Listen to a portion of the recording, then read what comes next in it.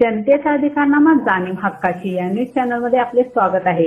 इचलकरंजी महापालिकेच्या दालनात कंत्राटी कामगारांचे अमरण उपोषण तिसऱ्या दिवशीही सुरू, प्रशासनाची अद्याप दखल नाही।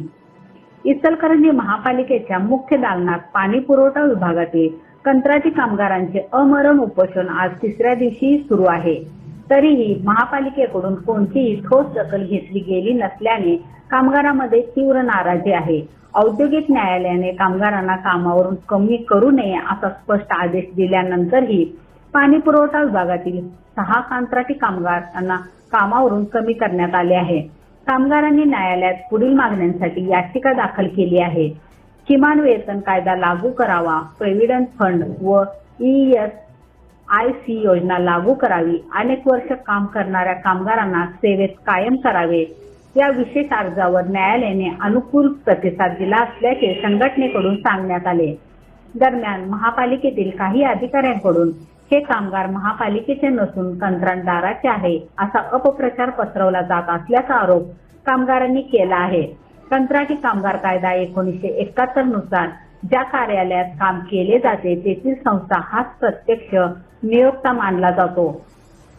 पाणी पुरवठा हा महापालिकेचा विधिक आणि महसूल प्राप्त विभाग असल्याने हा दावा कायद्याच्या विरोधात असल्याचे कामगारांचे ठाम मत आहे।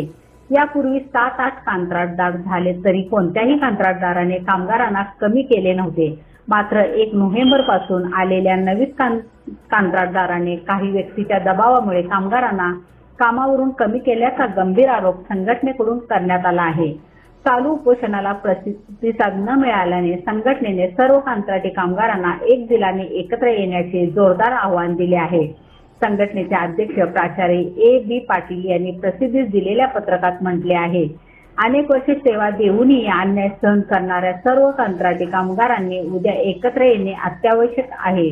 आपला हक्क, आपली नोकरी आणि आपला सन्मान मिळवण्यासाठी सर्वांनी उपस्थित राहावे। 2 दिवस उपोषण सुरू असूनही महापालिकेने कोणतीही दखल घेतली नाही, त्यामुळे सर्व कंत्राटी कामगार कामबंद आंदोलन करणार आहेत। जनतेचा अधिकारनामा जाणीव हक्काची या न्यूज चॅनल मध्ये आपले स्वागत आहे। जाहिराती व बातमीसाठी आजच न्यूज चॅनलशी संपर्क साधा 80 87 820 897।